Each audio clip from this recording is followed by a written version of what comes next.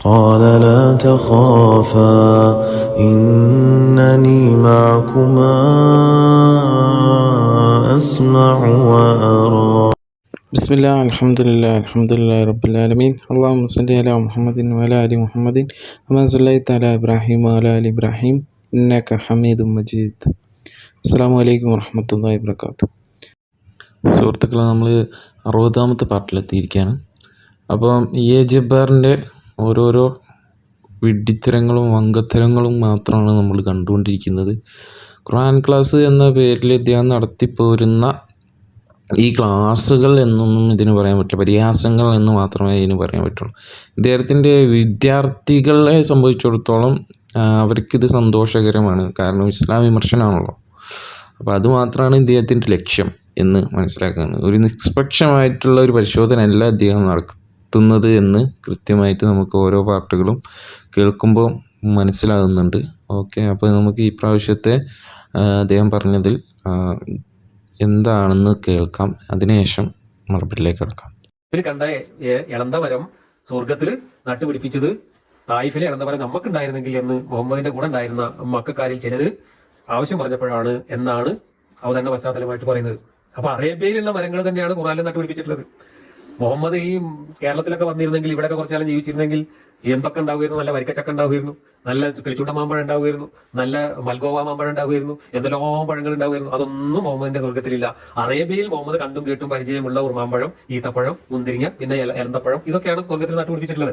കാരണം മുഹമ്മദിന് അറിയാത്ത ഒരു പഴം അവിടെ കൊണ്ടേ നടാൻ, അല്ലെങ്കിൽ അങ്ങനെ ഒരു മരം അവിടെ കൊണ്ടേ നടാൻ മുഹമ്മദിന് കഴിയില്ല.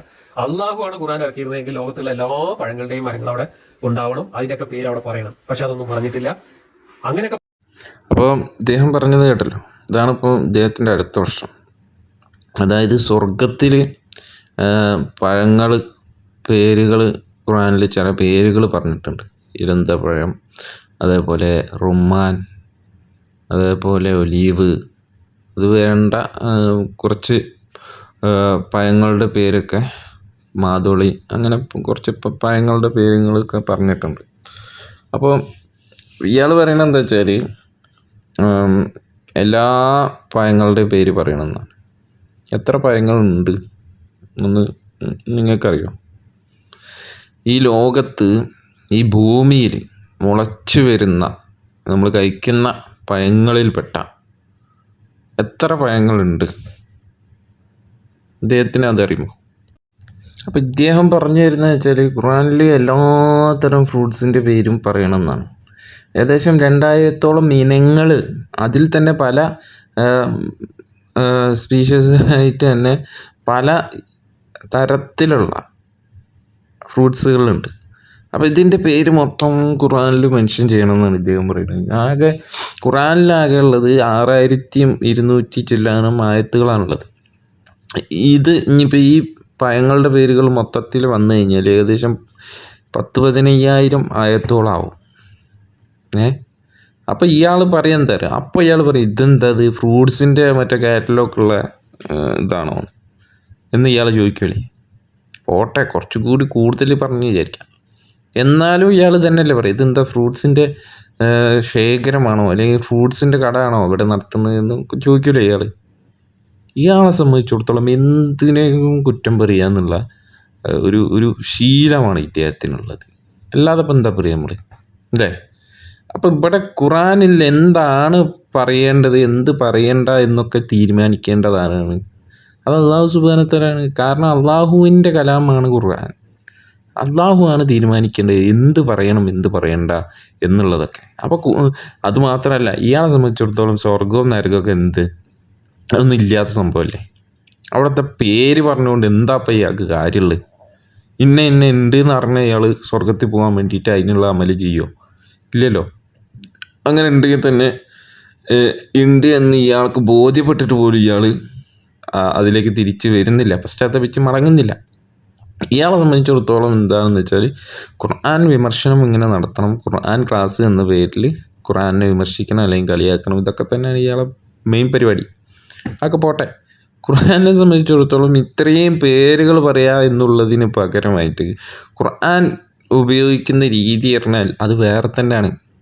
നിങ്ങളെ സംബന്ധിച്ചിടത്തോളം ഈ പറഞ്ഞ ഉറുമ്മാനോ ഈ പറഞ്ഞ ഇളന്തപ്പഴം ഒന്നും അല്ല അവിടെ ഉള്ളത്.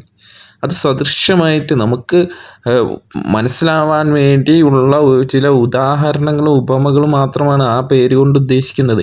അതേ സാധനമല്ല അവിടെ കിട്ടുക. അതിനേക്കാളും നല്ല ഒരു കണ്ണും ഒരു കാതും കേൾക്കാത്ത, ഒരു കണ്ണ് കാണാത്ത, ഒരു കാതും കേൾക്കാത്ത തരത്തിലുള്ള പഴവർഗ്ഗങ്ങളും അതുപോലെയുള്ള ഭക്ഷണങ്ങളും എല്ലാം അവിടെ കിട്ടും എന്നുള്ളത് ഖുർആനിൽ പറഞ്ഞിട്ടുണ്ട്. നിങ്ങളിതൊന്നും കാണുന്നില്ല എന്നുള്ളത് നമുക്കറിയാം. അല്ലെങ്കിൽ അന്ധനെ പോലെയാണ് ഇദ്ദേഹം നടക്കുന്നത്. അതാണ് നമുക്ക് മനസ്സിലാവുന്നത്. എന്തായാലും നമുക്ക് ആയത്തുകളൊന്ന് പരിശോധിക്കാം. അപ്പോൾ ഇവിടെ സൂറത്ത് 47 അധ്യായത്തിലും 15 വചനത്തിൽ പറയുന്നത് എല്ലാ തരം പഴങ്ങളും അവർക്കും അവിടെയുണ്ട്. അതേപോലെ അവർക്ക് ഇഷ്ടപ്പെടുന്ന പഴങ്ങളുമുണ്ട്. 77-42. അതേപോലെ 56 സൂറത്ത് വാക്യ അയാൾ വായിച്ചുകൊണ്ടിരിക്കുന്ന അധ്യായമാണ്. അവ ധാരാളമുണ്ട് അവിടെ.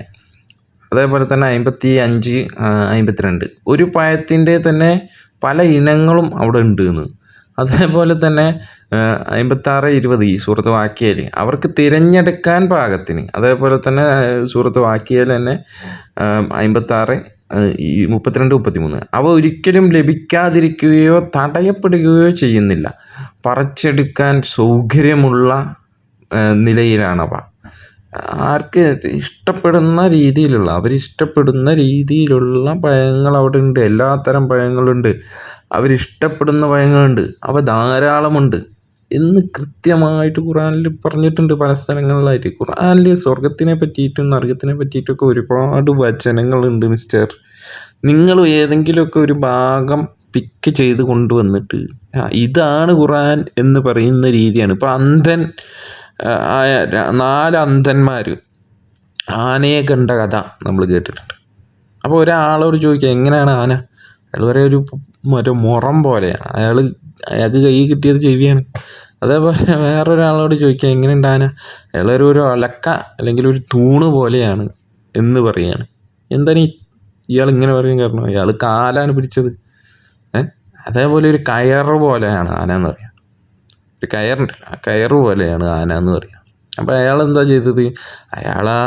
മറ്റേ വാലാണ് അയാൾക്ക് കിട്ടിയത്.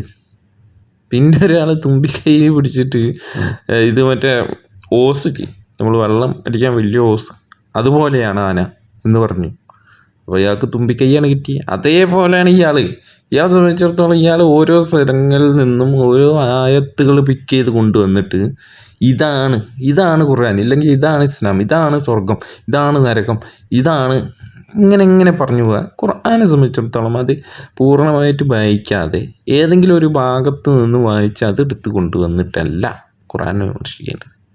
ആദ്യം ഒന്ന് മുഴുവനായിട്ട് വായിക്കാം, എന്നിട്ട് ഓരോ ആയത്തുകൾ എടുത്തിട്ട് പരിശോധിക്കും. ഒരു നിഷ്പക്ഷമായ ഒരു പരിശോധന ആദ്യം നടത്തി നോക്കും മിസ്റ്റർ.